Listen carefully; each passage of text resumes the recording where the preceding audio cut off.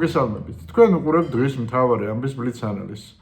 მოგესალმებით, უნგრეთში გაიმართა არჩევნები, რომელშიც მოქმედი ხელისუფლება სასტიკად დამარცხდა, ოპოზიციურმა პარტიამ მოიპოვა საკონსტიტუციო უმრავლესობა და ამას ბუნებრივია ჰქონდა თავისი მრავალი წლის განმავლობაში დაგროვილი მიზეზები.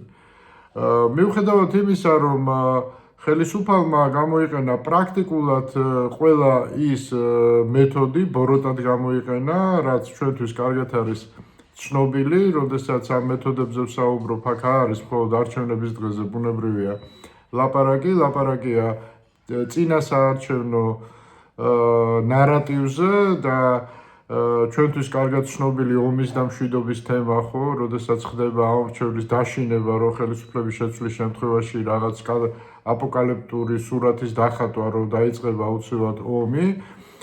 მოხდა უნგრეთის შემთხვევაში უკრაინის სრული დემონიზება, რომ უკრაინას უკავშირდება ყველა უბედურება, რაც შეიძლება დატრიალდეს და აი თავისი რესურსებიდან გამომდინარე და ეს რესურსები არ იყო მცირე ხო, პროპაგანდისტულს გულისხმობ, ბუნებრივია დაახლოებით მედიის 85%-ს აკონტროლებდა ხელისუფლება, დაახლოებით იგივე სიტუაცია საქართველოშიც ხო, როდესაც ხა მე ვსაუბრობ უნგრეთზე, ბევრს ალბათ ჩდება განცდა, რომ ვსაუბრობ საქართველოზე, ხო? იმიტომ რომ აი ეს პროპაგანდისტული ნარატივი, რომ გარყვნილება შემოვა აუცილებლად და ტრადიციებს იცავენ, ომის და მშვიდობის საკითხი, deep state-ის თემა და ამ შემდეგ დამახასიათებელი იყო უნგრეთის შემთხვევაშიც და მიუხედავად ამ ყველაფრისა, დაიღალა შეიძლება ითქვას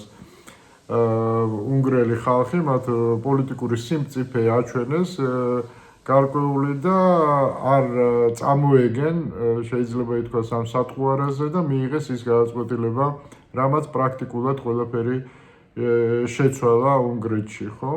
შეცვლის საფუძველი ჩაუყარა, მოვით ესე ვთქვათ, ვიჩქარებ ჩვენ საბოლოო დასკვნების გაკეთებას. გლობალური გაგებით შედეგები ამ ყველაფერს ექნება ძალიან მნიშვნელოვანი, გამომდინარე იქიდან, რომ უნგრეთი იყო ქვეყანა ერთგვარი მეხუთე კოლონას არ ვიტყვი, ხო, ტროას ცხენი რუსეთის ხელში და იბლოკებოდა უნგრეთის ხელი ძალიან ბევრი ევროპული გადაწყვეტილება რუსეთთან მიმართებაში, რუსეთთან პრინციპული პოლიტიკის გატარების კუთხით.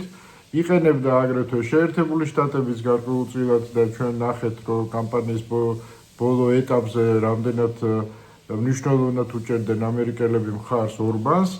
ეს არნიშნავს, რომ ინტერესთა თანხმედრა იყო რუსეთსა და ამერიკას შორის, ხო? მეცაც გეტყვით ამერიკას და რუსეთს სხვადასხვა შეიძლება ითქვას ურთიერთდაპირისპირებული ამოცანები აქვთ და ინსტრუმენტად იყენებდა ორივე ქვეყანა უნგრეთს ევროპაზე ზეწოლისთვის, მაგრამ კიდევ ერთხელ გავიმეორებ, თანხმედრაში, რა თქმა უნდა, რუსული და ამერიკული ინტერესები ერთმანეთთან არ მოდის. დღეს ეს ინსტრუმენტები დაკარგა ამ ორივე პოლიტიკურმა ცენტრმა, შესაბამისად, მე ვფიქრობ, ევროპასთან მიმართებაში საკუთარი პოლიტიკური სტრატეგიის, საგარეო პოლიტიკური სტრატეგიის სერიოზული გადახედვა მოუწევს როგორც შეერთებულ შტატებს, ასევე რუსეთსაც.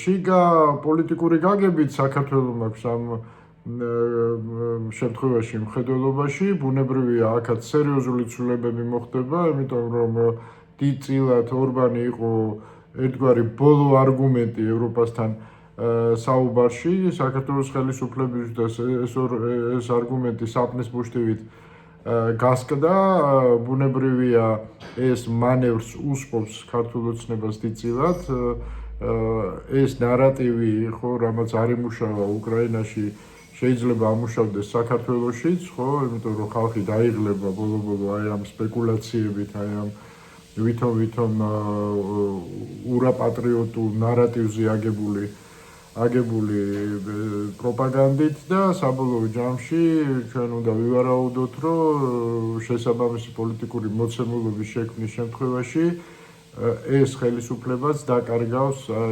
ხიბლს, ერთგვარ ხიბლს, აი ამ პროპაგანდისტულ ხიბლს.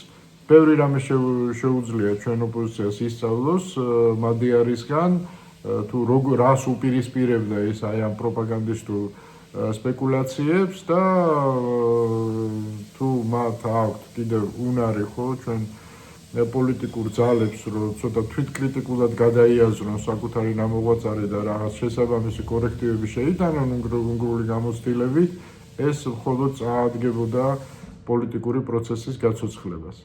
ასე რომ ჩვენ უნგრეთში ყველაფერი სასიკეთოდ წავიდა, ჩვენ ყველაფერი წინ გვაქვს და იმედი ვიქონიოთ რომ საკუთარ შეცდომებზეც ვისწავლით და სხვის გამოცდილებასაც გავიზიარებთ.